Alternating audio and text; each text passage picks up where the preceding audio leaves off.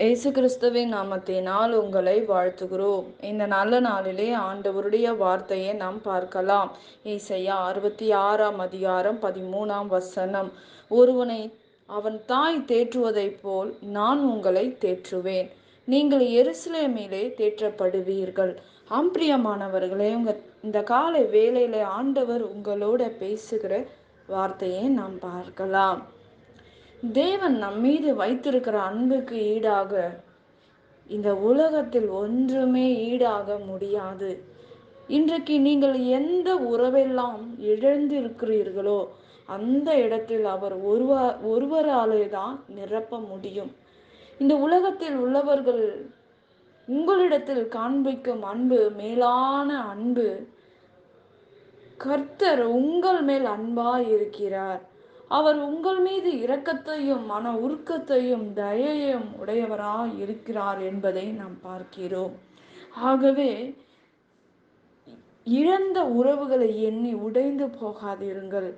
நாம் உடைக்கப்பட்ட பாத்திரமாக இருக்கிறோம்.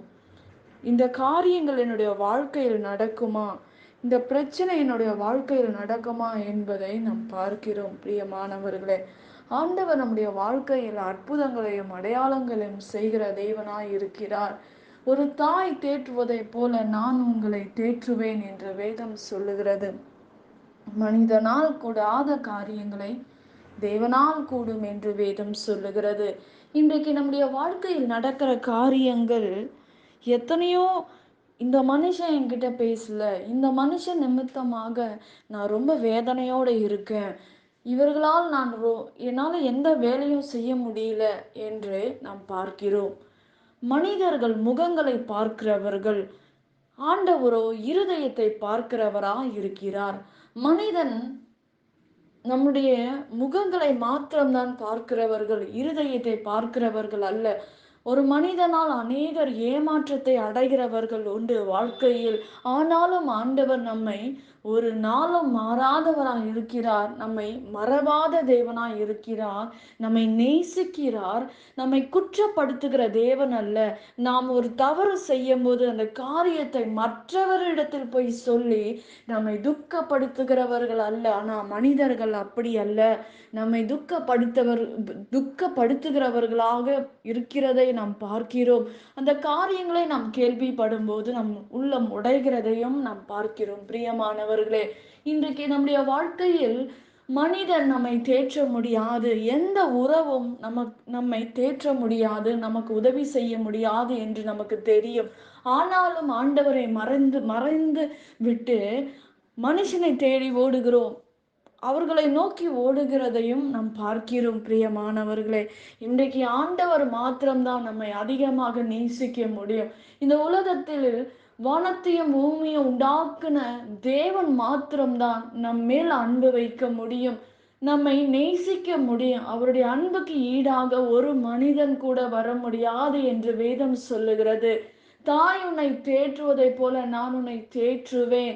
நான் உன்னை உள்ளங்கையில் வரைந்திருக்கிறேன். நான் ஒருபோதும் மாறாத தேவனாய் இருக்கிறேன். நேற்றும் இன்றும் என்றும் மாறாதவர் என்று ஆண்டவர் சொல்லுகிறார். இன்றைக்கு ஆண்டவரை விட்டுவிட்டு மனிதனை நோக்கி ஓடுகிறோம், ஏதோ ஒரு பொருளை நோக்கி ஓடிக்கொண்டு இருக்கிறோம். பிரியமானவர்களே, இந்த உலக காரியங்களை குறித்து நாம் ஓடிக்கொண்டு இருக்கிறோம். ஆனால் நம்மை நேசிக்கிறவர் ஒருவர் உண்டு, நம்மேல் அன்பு வைத்திருக்கிற ஒருவர் உண்டு. ஒவ்வொரு நாளும் நம்மை கண்ணோக்கி பார்க்கிற தேவன் ஒருவர் உண்டு. ஆனால் அவருக்கு நாம் செவி கொடுக்காதபடி உலக காரியங்களுக்கு செவி கொடுத்து ஓடுகிறோம். ஒரு நாள் அது உங்களுக்கு ஏமாற்றத்தை தான் அடையும் என்பதை நாம் பார்க்கிறோம். பிரியமானவர்களே, இன்றைக்கு ஆண்டவர் ஒரு நாளும், ஒருவேளை அற்புதங்கள் தாமதமாய் இருக்கலாம், நீங்க கேட்கிற நன்மைகள் வராமல் இருக்கலாம், ஆனால் ஒரு நாள் அது வரும். நிச்சயமாக நீங்கள் இந்த காரியத்தை பெற்றுக்கொள்ளுவீர்கள். இன்றைக்கு மனிதர்கள் ஏதோ ஒரு காரியத்தை செய்துவிட்டு அவர்கள் உங்களுக்கு முன்பாக நீங்க அவர்களுக்கு பின்பாக ஓடலாம்.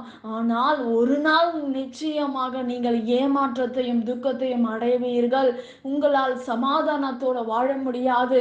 அவர்கள் உங்களை விட்டு கடந்து போகிறதையும் நாம் பார்க்கிறோம். பிரியமானவர்களே, ஆண்டவர் நிச்சயமாக ஒரு நாளும் நம்மை விட்டு விலகாதவர். ஆண்டவருடைய வார்த்தை சொல்லுகிறது, நான் உன்னை விட்டு விலகுவதும் இல்லை, உன்னை கைவிடுவதும் இல்லை. நான் மோசேயோட இருந்தது போல நான் உன்னோட கூட இருப்பேன். சதா காலங்களில் நான் உன்னோட கூட இருப்பேன் என்று ஆண்டவர் வாக்கு பண்ணுகிறார். அவர் வாக்கு மாறாத தேவனாய் இருக்கிறார் நம்முடைய வாழ்க்கையில். பிரியமானவர்களே, நிச்சயமாக ஆண்டவர் நம்முடைய வாழ்க்கையில் ஒரு தாய் தேற்றுவதைப் போல நம்மை தேற்றுகிற தேவனாய் இருக்கிறார் என்பதை நாம் பார்க்கிறோம். பிரியமானவர்களே, நிச்சயமாக ஆண்டவர் நம்மை விட்டு விலகாதவராய் இருக்கிறார்.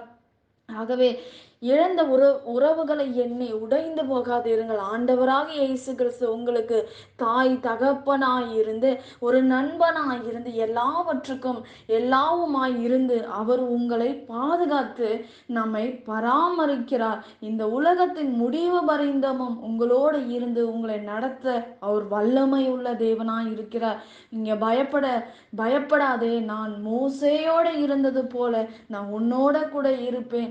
நான் உன்னை விட்டு விலகுவதும் இல்லை, உன்னை கைவிடுவதும் இல்லை என்று ஆண்டவர் பேசி கொண்டிருக்கிறதையும் நாம் பார்க்கிறோம். பிரியமானவர்களே, நிச்சயமாக ஆண்டவர் உங்களோடு இருந்து உங்களுக்கு பெரிய காரியங்களை செய்வார். நாம் ஜெபிக்கலாம்.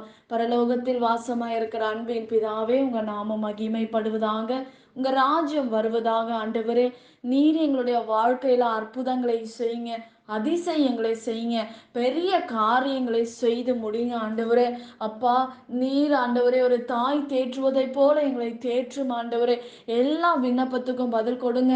சிக்கி இருக்கிற எல்லா பிரச்சனையிலிருந்து விடுதலை ஆக்குங்க. அற்புதங்களை செய்யுங்க. அதிசயமான காரியங்களை உங்க பிள்ளைகளோட வாழ்க்கையில கட்டளையிடுங்க. எல்லா பலவீனங்களுக்கும் விலக்கி பாதுகாத்து கொள்ளுங்க.